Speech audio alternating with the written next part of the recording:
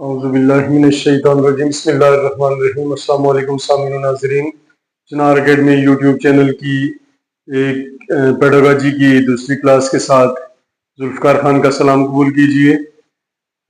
आज चूँकि हम जो पेडागॉजी में जो इंस्ट्रक्शनल मेथड्स ऑफ इंग्लिश हैं उनको डिस्कस कर रहे हैं, उसके मुताबिक हमने जो अपनी पहली क्लास थी उसमें हमने जो इंस्ट्रक्शनल मेथड्स हैं उसकी एक लिस्ट हमने साइड पे लगा ली थी और इससे कबल हमने ग्रामर ट्रांसलेशन मेथड और डायरेक्ट मेथड या नेचुरल मेथड को डिस्कस किया था। आज हम मजीद जो दो जो मेथड्स हैं उसको डिस्कस करेंगे। एक आज हम ऑडियो लिंगुअल मेथड और दूसरा है कम्युनिकेटिव लैंग्वेज टीचिंग, ये इन दोनों को डिस्कस करेंगे। तो चूंकि हमारा टॉपिक जो है इंग्लिश इंस्ट्रक्शन मेथड्स है, तो इसके सिलसिले में जो तीसरा मेथड है ऑडियो लिंगुअल मेथड ALM, इसको डिस्कस करेंगे। इसका जो इरा है 1950s से 1960s तक है। ये 10 साल का ये अरसा है। ये फ्रॉम वर्ल्ड वॉर सेकंड से ये स्टार्ट होता है। ये बेसिकली जो आर्मी में लोग थे उनकी ट्रेनिंग से ये स्टार्ट हुआ। ये फोकस करता है लिसनिंग और स्पीकिंग के ऊपर। ये वाया हैबिट्स, जो हमारी आदत है उसके ऊपर ये डिस्कस किया जाता है, मतलब जो आदत बनाने में। उसके बाद ये बेस्ड करता है, ये बिहेवियरिज्म जो है उसके ऊपर ये बेस्ड करता है। अब ये काम कैसे करता है? ये डायलॉग जो मेमोराइज करवाया जाता है, जो कोई गुफ्तगू है उसको आप याद करते हैं। दूसरा है स्टूडेंट रिपीट होल कन्वर्सेशन, जो स्टूडेंट्स हैं वो जो तमाम गुफ्तगू है उसको वो ये अपना रिपीट करते हैं बार बार। उसके बाद ये ड्रिल के ऊपर फोकस करता है। ड्रिल ड्रिल ड्रिल मतलब लगातार आप किसी चीज की एक्सरसाइज करेंगे, बार बार वो चीजें कहेंगे तो वो चीजें आपको याद हो जाएंगी। उसके बाद है कि ये जो ग्रामर है उसकी कोई एक्सप्लेनेशन नहीं करता है। ये जो मेथड है ये ग्रामर की एक्सप्लेनेशन नहीं करता है। उसके बाद अगर कोई एरर हो जाता है तो ये इमीडिएट उसकी करेक्शन के ऊपर जोर देता है कि फौरन उसकी गलती को दूर किया जाए, उस गलती को दूर किया जाए। अब इसमें इसके जो प्रॉज है, ये ग्रेट प्रोनाउंसिएशन है। इसमें जो प्रोनाउंसिएशन होती है, जो अल्फाज की अदायगी है वो बहुत अच्छी हो जाती है। उसके बाद ये ऑटोमेटिक रिस्पॉन्सेज पे डिपेंड करता है कि फौरन से खुदकार तरीके से जो रिस्पॉन्स किया जाए।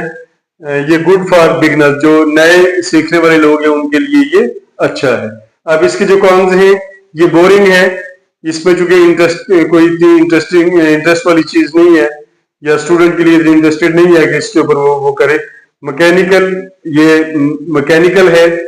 नो रियल कम्युनिकेशन, इसमें चूंकि रियल कम्युनिकेशन इसलिए नहीं होती है कि इसको बार बार दूसरे की कन्वर्सेशन को, दूसरे के डायलॉग को रिपीट किया जाता है। उसके बाद students can't create new sentences. अब स्टूडेंट्स के अंदर इतनी एहलियत नहीं पैदा होती है कि वो नए जुमले जो है वो बना सके।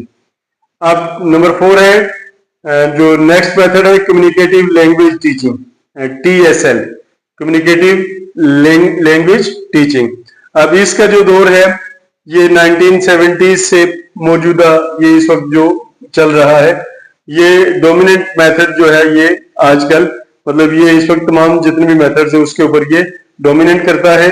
अब इसके ये फोकस करता है कम्युनिकेशन प्लस मीनिंग, कि जब आप कोई चीज कम्युनिकेट करते हो तो उसके साथ आपको उसका मीनिंग भी पता होना चाहिए। फ्लुएंसी ओवर एक्यूरेसी फर्स्ट, ये मतलब फ्लुएंसी के ऊपर भी तवज्जो देता है, लेकिन उससे पहले ये है कि ये एक्यूरेसी, कि आप जो कुछ कह रहे हैं वो मतलब सही होना चाहिए, उसका तलफ़ुज़ सही होना चाहिए। अब इसके जो कोर प्रिंसिपल्स हैं वो इंफॉर्मेशन गैप, इसका जो है जो उस पर स्टूडेंट ए के पास अगर कोई नॉलेज है और स्टूडेंट बी को उसकी जरूरत है, तो जो स्टूडेंट बी है उसको हर हाल में गुफ्तगू करके तो उसको वो चीज सीखनी है, हासिल करनी है स्टूडेंट ए से। उसके बाद रोल प्ले टास्क है। अब इसके लिए ये है कि बुक अ होटल रूम, आप एक होटल का ही रूम या किसी भी कोई भी क्लासरूम है उसको बुक करते हैं, वहां आप इंटरव्यू देते हैं और जो आपकी प्रॉब्लम है उसको आप सॉल्व करते हैं।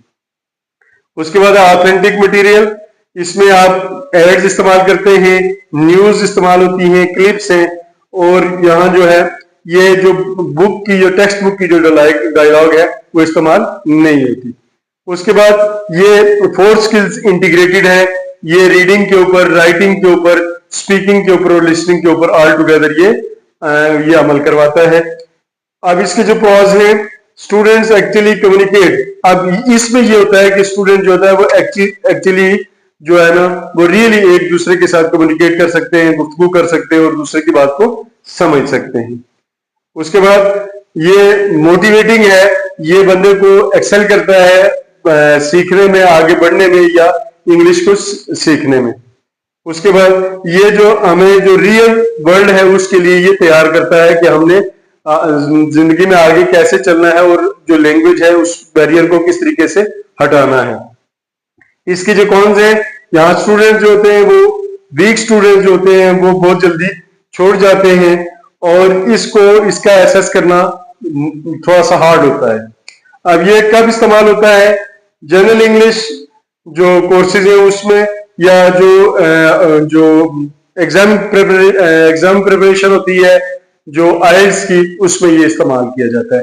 तो यूं हमने जो इंग्लिश इंस्ट्रक्शन मेथड थे उसके जो 4 मेथड्स हमने डिस्कस किए, जो पहले लेक्चर में किए थे हमने वो ग्रामर ट्रांसलेशन मेथड और डायरेक्ट मेथड को डिस्कस किया था, जबकि आज की जो हमारी क्लास है इसमें हमने ऑडियो लिंगुअल मेथड और जो था वो कम्युनिकेटिव लैंग्वेज टीचिंग को डिस्कस किया। तो इंशाल्लाह आने वाली क्लासेस में जो इसके रिमेनिंग जो मेथड्स हैं उसको इंशाल्लाह हमने डिस्कस करना है। तो बहुत शुक्रिया। अस्सलाम वालेकुम वरहमतुल्लाहि वबरकातुहू।